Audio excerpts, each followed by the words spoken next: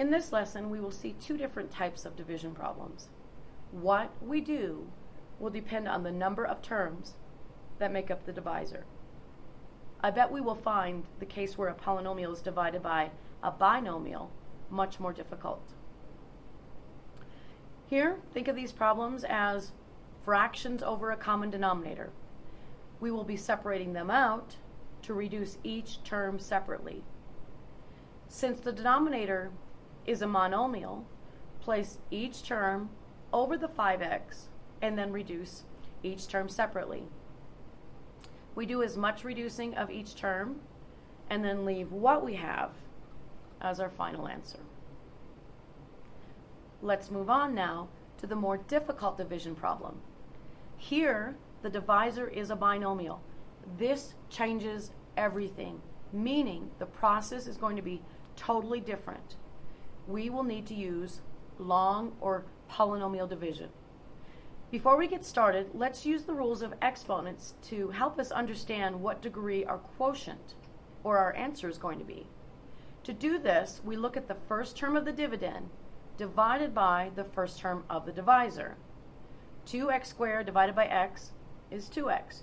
Therefore, our answer or quotient is going to be a polynomial beginning with 2x. Let's get started on the process. To begin, we always ask ourselves, what can the first term of the divisor be multiplied by to give us the first term of the dividend? What times x gives us 2x squared? In long division, we're going to be subtracting. This process will move from left to right with us eliminating the far left term of the dividend through our subtraction. 2x times x gives us x squared. When you multiply the 2x by the two terms of that divisor, and then our next step is to subtract. Now we're going to make less mistakes if we convert the subtraction to addition. Therefore, we'll change the signs of the second row, second numbers, to opposite what they are so that we can go on and add. The far left term drops out. Remember, this is our ultimate goal, getting rid of the terms as we move from left to right. Negative 9 plus 12x gives us 3x. And then next, bring down the next term to continue this process. The next step is to figure out what we can multiply x by to get 3x. 3 times x gives us 3x.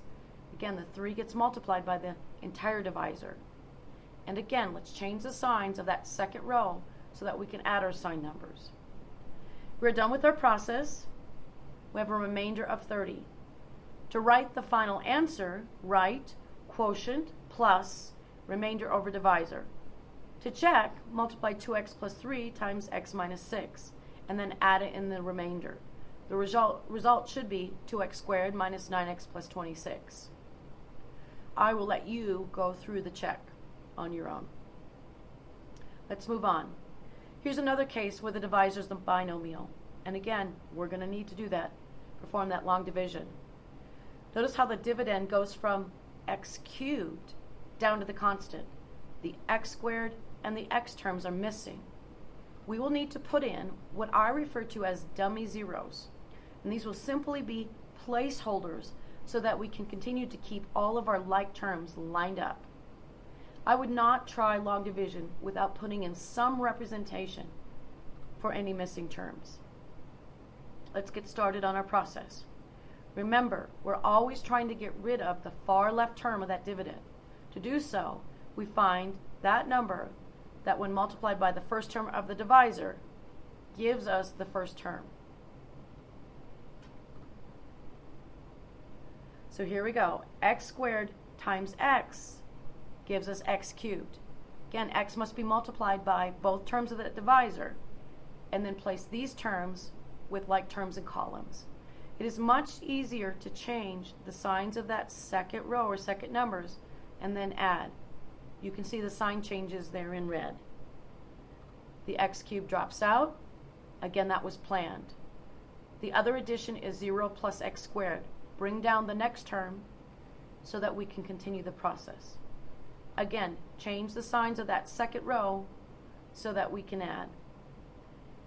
Here we have added for a result of x and then brought down our last digit. We're almost done with the process. Our last question is, what can be multiplied by x to give x? Multiply 1 by the divisor.